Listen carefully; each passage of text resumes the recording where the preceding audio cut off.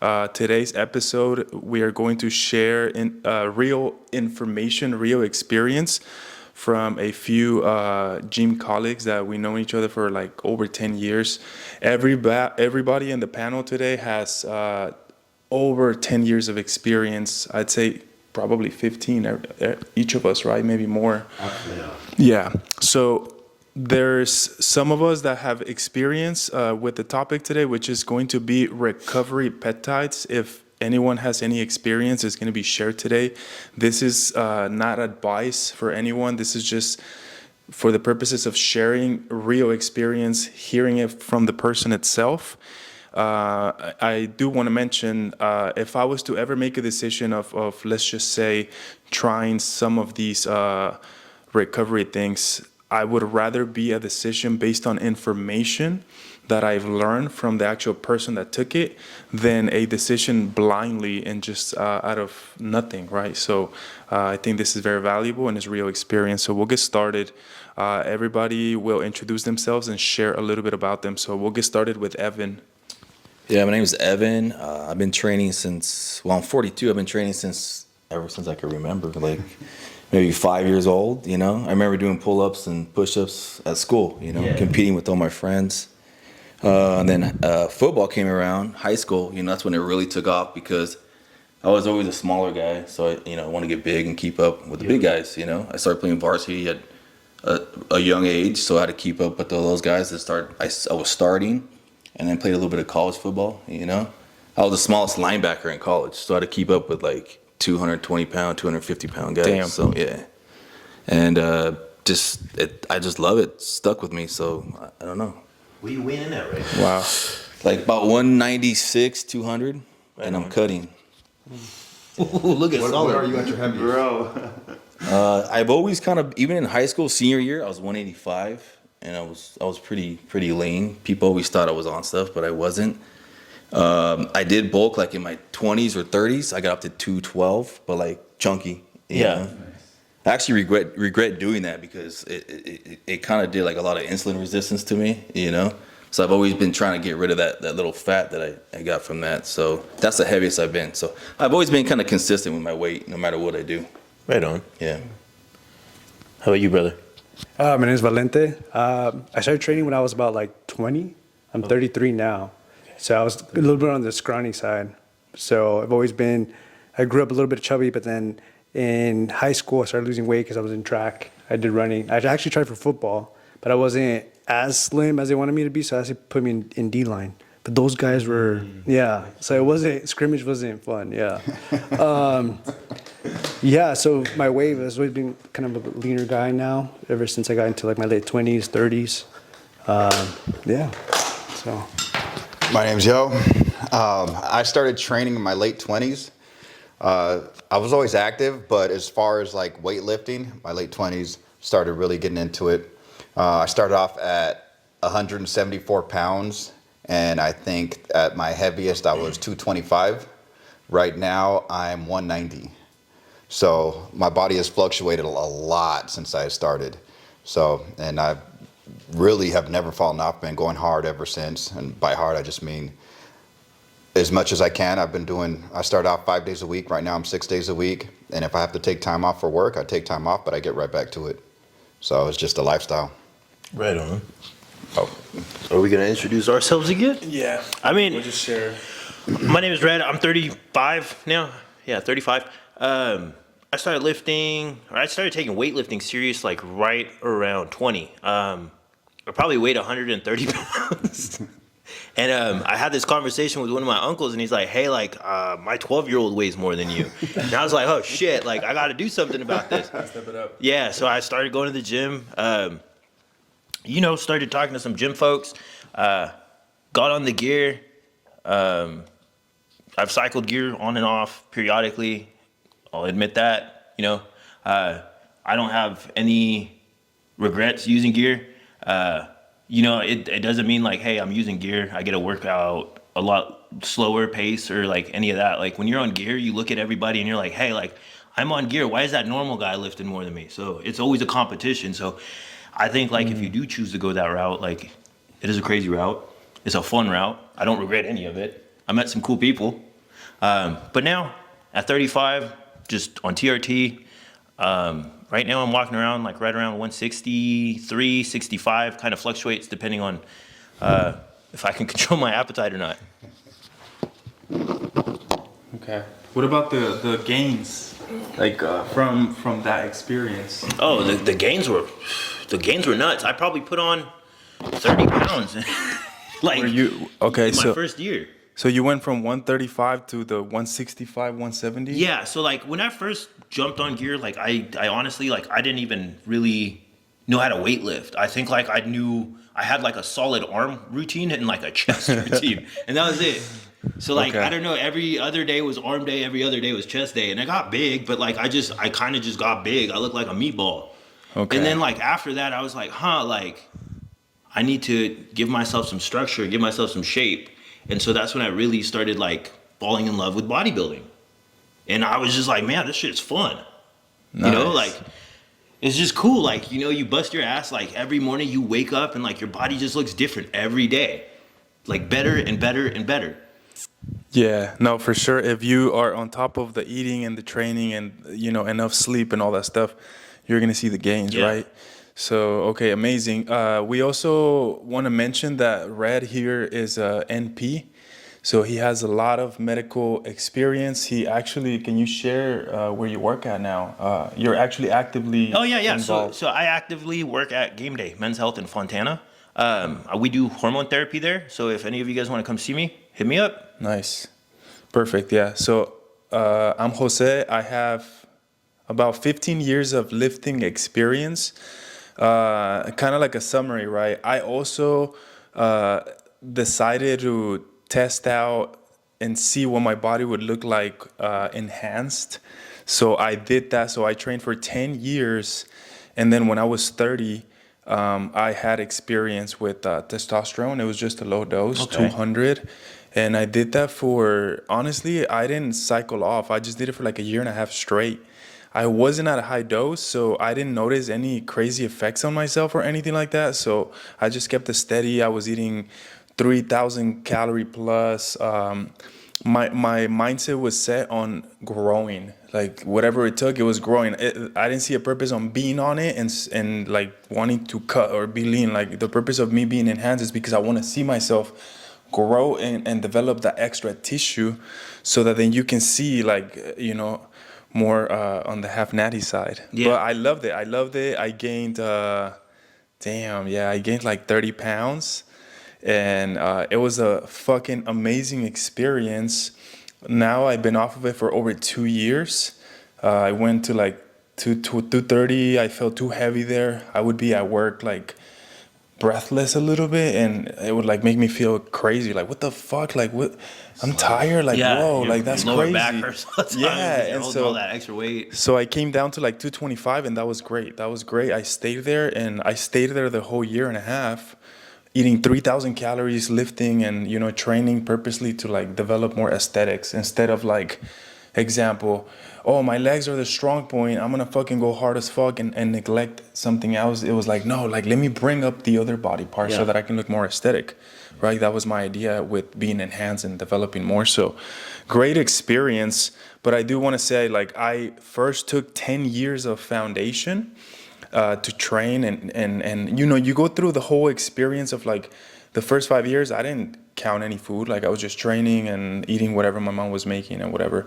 And then after that, I was like, okay, like I want to see a fucking six pack. Like I want to see the fucking gains. And so that's when I was like, okay, well, what else could I really put from myself to grow? And that was like, learn how to count the food, so that then I can manipulate and hop on like a fucking plan and be able to manipulate it. So once I did that, it was like, boom, magic, right? And then from there, I would do like a bulk for 2 years. Not even a bulk, I was just on a little bit of a surplus, but I would do it for 2 years instead of like doing it for 8 months or 9, and then you cut. And then you do it again and you do it again. Like I was like, nah, like let me grow. Like I'm not looking to like cut and see. So anyways, long story short, I started at 155 when I started training 15 years ago, and now currently I'm around 210, but I've been up to 230, so that's like 80 pounds, right, over 15 years. Yeah. So anyways, that's who we are. And the whole purpose of this is to share all the personal information. So we're going to go back to Evan. Evan is going to share his information, his experience on what he's tried before, which is recovery peptides. So we'll hand it over to Evan. Recovery peptides. Let's see. I just started kind of dabbling in them like maybe 2 years ago. Okay. With the BC 157 and the TB, and because I had a lot of carpal tunnel in my arms, and also I did a couple more vials. I think about 6 months ago because I was getting plantar fasciitis in my feet. So I didn't do too much of them. I did a couple vials, and I definitely noticed the benefits of them, and it did help me. Yeah. Not like drastically, but I did notice. You felt it. Yeah, within a couple days. And if I knew if I missed a dose, it would start to come back, like inflammation, you know? And I don't feel like I really need them right now. I would like to experiment more on them. You know, I don't know too much about them. It's all like new stuff right now, right? But I do think they're the future. Yeah. And I think Big Pharma is kind of afraid of it because the stuff works. It heals people, you know? And I don't think the side effects are too crazy, you know? I figured, you know, because I have MS. And so I've taken a lot of different medications and tried different things. And at one point I was like, what the hell, man? Like, I don't know what I'm putting in my body from these doctors. Every neurologist is giving me different stuff. And they would complain about my previous neurologist. Like, why were they giving that? I don't know. I just trust the doctors, right? So I was like, man, I'm putting all this crap in my body. It's not really helping me. I mean, maybe it was, maybe it wasn't. So I figured, you know, I'm going to start biohacking and experimenting by myself. And Sometimes you got to do that. and that's where I'm kind of at right now, especially with you know, me jumping on tests and stuff like that. I didn't do tests like until I was like maybe mid 30s, no, late 30s. Let's see, I'm trying to think how old my kids are. Like 4 years ago, I just started doing it. Oh, wow. Because I was kind of like getting frustrated. Like I just don't feel like myself again. Yeah. And the doctors wouldn't give me TRT. They kept testing me. My levels were okay, but they kept going down every couple years, down, down, down.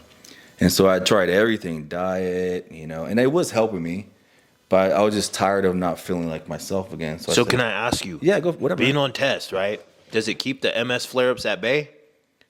Well, my last MS flare-up was when my first son was born. I had a pretty bad paralysis on my left side, and I recovered from that. And then I decided to jump on test like 3 years later. I did one small cycle for 14 weeks and came off cold turkey. And like I kept 90% like my gains, and I felt like honestly like it healed me. Like it brought me back to where I used to be. Yeah. So like, dude, I'm on to something, you know? Like, why didn't I do this a long time ago? Because I was afraid. I didn't really know. I always felt like I didn't have to do that, you know? Just to give everybody But a little bit of a background, MS is like an opportunist. So like when you start to feel weak or like your body's just very stressed out, that's when it kind of flares up. And when it flares up, it's a pain in the butt. Yeah, it takes a while to. You might not even recover. I still have damage from that paralysis on my left side. It's really weak, especially when I do a lot of like compound squats. You know, like back squats. Something that really stresses your CNS. I definitely notice it. But the test has been helping me, and that's also why I'm really curious to try the peptides, like MOTS-C. Does it shut down your nervous system, or what does it do? Your immune system attacks the myelin around your nerves. So it strips the sheeting. like a wire. Yeah. So with it's no almost ins- like you have electrical without insulation on it. So it's just firing everywhere. Short-circuiting everything. Yeah. So like he's just getting like random like nerve jerks and stuff. Yeah, I mean, and I have it in my right side of my brain. Though people have it really bad, it's in their spine. That's me, you know, it's really debilitating. Like they don't recover from that. It can make you like a para or quadriplegic. Yeah. So what was I saying? That's why like MOTS-C and stuff like that is really fascinating to me. I did try MOTS-C, just one vial, but you have to take a lot more than that. Yeah. You know. So I just want to see what it was about, and I did kind of like it. Like I felt better, you know. And one thing that's been helping me a lot, I think, I've been taking methylene blue. Yeah, methylene So I'm all blue is a new one. about, I want to focus on mitochondrial health, right? Because Yeah. I think that's kind of where autoimmune stems from. Like something's haywire in my system, right? It's not working right. So the peptides are fascinating to me. But right now I feel like, you know, I don't feel like I really need them that much. Yeah. And they're not really in the budget. So I'm just doing a test. Right I'm on. doing 200 mgs a week. So, And just to add, like with BPC 157, whether it has the TB 500 or not, that's more of a peptide used for inflammation. So in essence, like you're basically giving yourself a cortisone shot, but in traditional medicine, you can't use cortisone more than like you can probably do one cortisone shot like every 3 months, right? You got to give your body a break, or else it'll flare up your cortisol. It'll decrease your bone density. So something like BPC is really fascinating because it's basically like a cortisone shot, but you can pin yourself like every day. Yeah, the cortisone shots actually are detrimental to you long term, right? Yeah. And my first neurologist was giving me, I can't remember the name of it. It was like an anti-inflammatory steroid. She would give me grams of it every 6 months. Oh, I had yeah. to get an IV. So I was getting tons and tons of this crap, right? And I didn't feel good afterwards. Sometimes they have to do that though to just suppress all the inflammation. But after a while, flare-up. she made it like a normal thing, even though I didn't have attacks. Yeah. Oh man. And so I know that stuff can damage like your organs and stuff, right? Or even your bones. Yeah, your right? bone density. Yeah. So I was like, dude, I've been taking all this crap. I didn't need to, maybe. Maybe I did, maybe I didn't. I don't know. That's why, I decided to just kind of experiment on my own. Yeah. Right on. Yeah, Have you so- used peptides? I actually got introduced to peptides just recently in October. Okay. I actually went to a Mint clinic because I wanted to get my T levels tested. They told me I was fine, but at that clinic they did NAD and glutathione. So I tried NAD and glutathione for like 3 months. I liked it. I know the energy was at an all-time high, and every time I would eat, not that I eat out a lot, but when I did, I just felt gross and like heavy. Like my stomach was just really rejecting that stuff. Yeah. What was that eating out? Like Honestly, like In-N-Out. even In-N-Out, Chipotle, Chick-fil-A. Wow. I don't go to like Carl's Jr., McDonald's. If I eat out, it's like a McDonald's thing. I mean, I'm sorry, like a Chipotle. Okay. Or a Yard House, maybe on one night. More fresh. Yeah, yeah. Right on. But I recently tried Retta and Tesamorelin. So Retta, I know it's been craving my appetite a lot. I eat even less now. And then with the Tessa, I've been feeling my stomach getting a little more cut. The only thing with Retta, though, is I feel like my energy is depleted.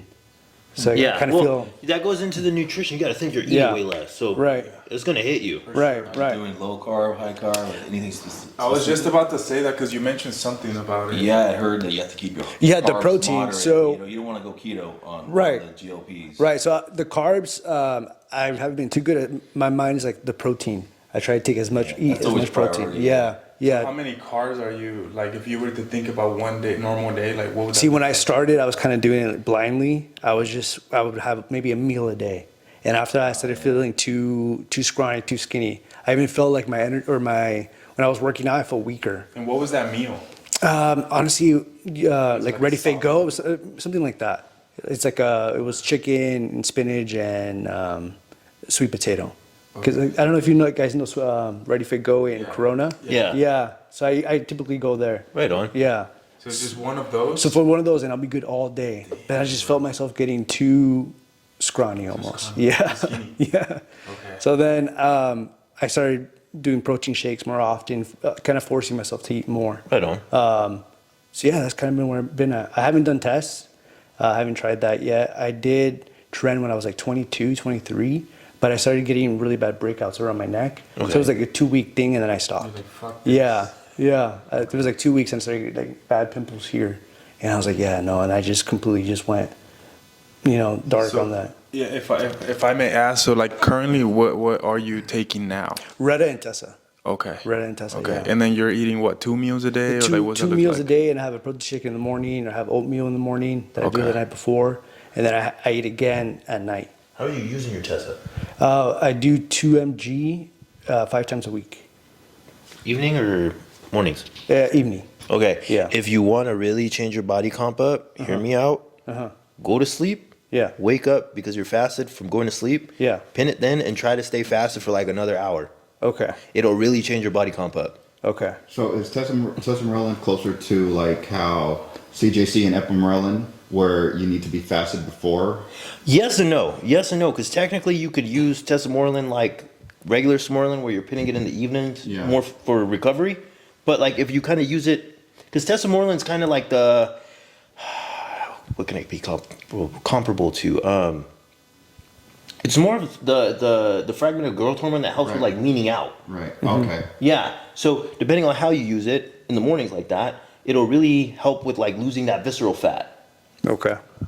So it's like use it that way for a couple months, and you'll notice like you'll start getting your V's back. And Okay. your So you abs. recommend doing it in the morning? Because I do it at night. The visceral fat is all that around the organs. Oh, and the things, organs, Yeah, right? the Yeah. fat you want to lose. Right, right. See, I've been like him. There's Mont C that I've heard. There's GHKCU, which I think you guys mentioned is the copper one for like, Yeah. your skin and your hair. I'm interested, but it's just the constant pinning because I think that's every day, right, for 5 days. Yeah. Is kind of where I'm like, It's like they all complement each other. Right. But you don't know which route to go. Right? Exactly, if I'm it's doing too much. It's all so new to me. Yeah. I don't know about you guys. yeah. Well, So- see, like even this information you're saying now, I'm like, okay, I went based off stuff that I read like on Reddit or online forums. Like, oh yeah, take tests at night. Well, to be realistic, like that's where you're gonna find like the nitty gritty on how to use these, because like they're so new. Yeah. And people are like in medicine, they're afraid of them. Right. I'll tell you guys that right now. In medicine, like Yeah. you go to a doctor and say, "Hey, I'm using peptides," that doctor's probably gonna shit their pants. Okay, got it. You know. Yeah. So it's just that. So like, I mean. And you know, just to be fair, like we really don't know the long-term effects of peptides, Right. But just kind of looking at like pathways, like you got to think, like, well, what does a peptide do? A peptide is an incomplete protein chain, right? Mm-hmm. So, I mean, will it harm you longevity-wise? I don't know. Right. But like realistically, the only way it can harm you is because you're telling your body to structure you a little different, and that's what the peptide's doing. Like it's just that becomes permanent. Yeah. And there is a possibility of that happening if you use it long term. Mm-hmm. But like everybody's been saying, peptides are so new that nobody knows what's going to happen in 5 years because they haven't been out that long. Nobody's used them that long. Right. You know. And I think that A lot of people are so quick to go out and party and do recreational drugs. Yeah. But as soon as you tell them I'm taking Retta, like, oh my God, you're gonna kill yourself, right? It's Yeah. like, That's true. what'd Yeah. you do this weekend? You know, like, it's funny you mentioned that. Like, you're eating fast food every day, you know, like. it's funny you mentioned that with drinking. Like, I don't really drink, but even now with Red and stuff, it's just I don't care that at all. Yeah. I have a beer and I'm lightheaded. You know, I go out and I have a beer or two, and it's just like, okay, I'm good. Like, I've heard that helps you with know, addiction. yeah. Well, the other thing Crazy. too, so like the way that works, right, is you got to think like since Retta or any of these GLPs are kind of slowing down your metabolism. Yeah. Put it this way, like you go to the bar, you have one drink, right? Mm-hmm. You're metabolizing it slow. So you're like, hey, like what the hell? Like, when did I Yeah. get good at drinking? Yeah. And then 6 drinks later, when it all hits you, you're just like Yeah. belligerent. Yeah. So always be careful Yeah. with your GLPs and alcohol. That's a good point. I want to say that out of both of you guys' experience, right? Like, this is like, again, like, let's mention it again, right? The individuals that are, should I call it disciplined, that are living the bodybuilding lifestyle, right? So it's not just taking some stuff. And so I just want to mention that is together with over 10 years of training, over 10 years of consistency, over 10 years of eating and doing it and trying and getting better, right? So anyone watching this, like the whole intention of this is like, this is the real life Reddit. This is like the real life Reddit. Like, this is where you get the example of like, you know, everybody's introducing themselves, how old they are and how long they've been training, so that you can kind of get an idea of like, okay, this individual actually has experience. Like, if you did it for over 10 years, it's because you want it, right? Yeah. You wanted it, and that's how you get these statue physiques. So that's the whole concept of the podcast, bringing in statue physiques and sharing real life statue physiques and just sharing a bunch of knowledge, right? So take it for what it is. It's not advice, it's just experience, so that if anyone was to make a decision, it's based on information instead of based on like just maybe something you read or something like that. Right. So Joe, if you want to add anything. So I got a pretty good story. In 2018, 2019, I suffered a severe vitamin D deficiency. Literally, absolutely no vitamin D in my body. But at the point where I realized I didn't know I was in a complete depression, I didn't know what I was going through. You know, it looks different for everybody, right? Yeah.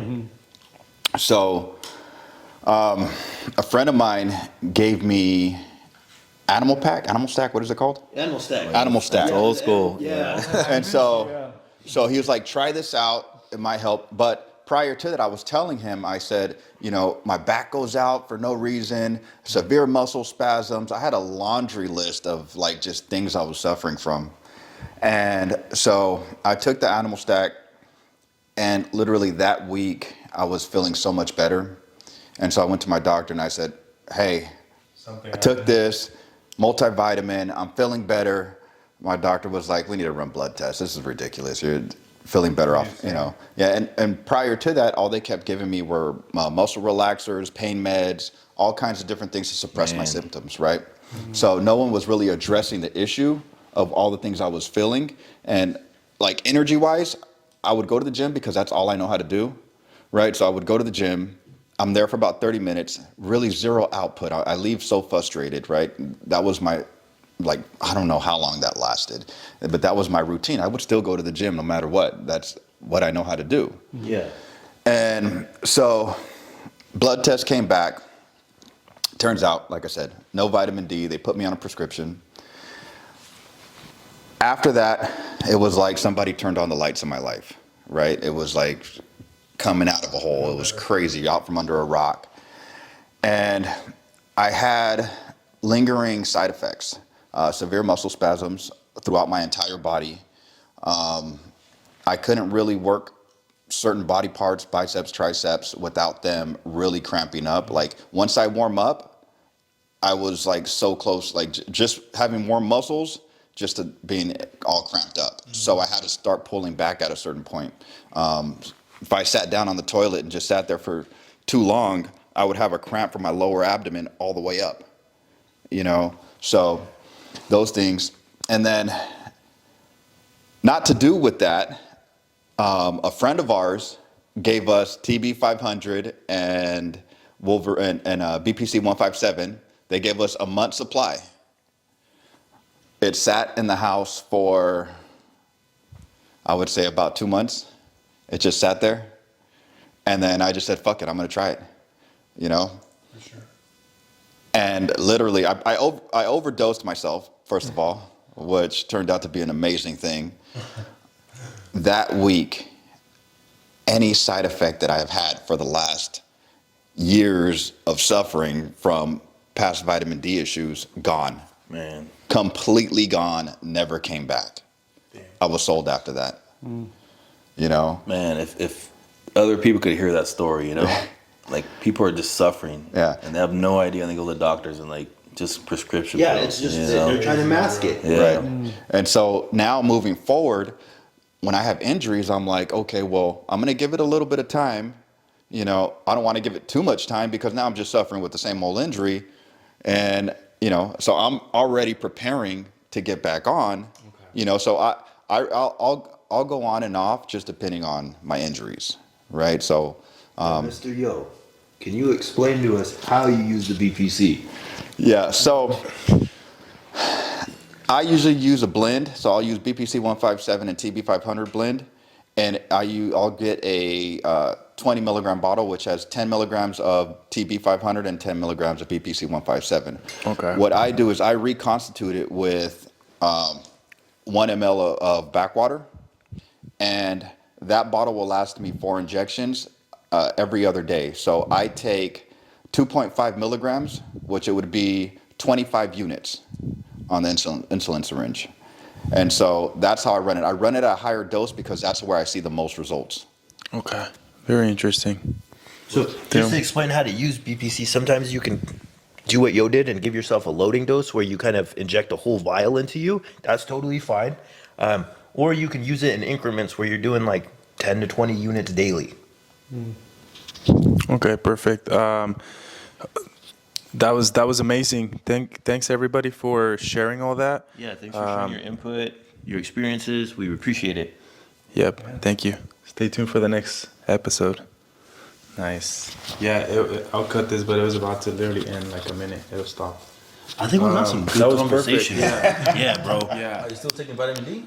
No, yes. She has me on a cup of multivitamins every single day. That's one And- thing I've been big on since And like she's seen me like start to regress no sometimes. vitamin D3 and K2. And I mega doses. when I start to regress, it's like I'm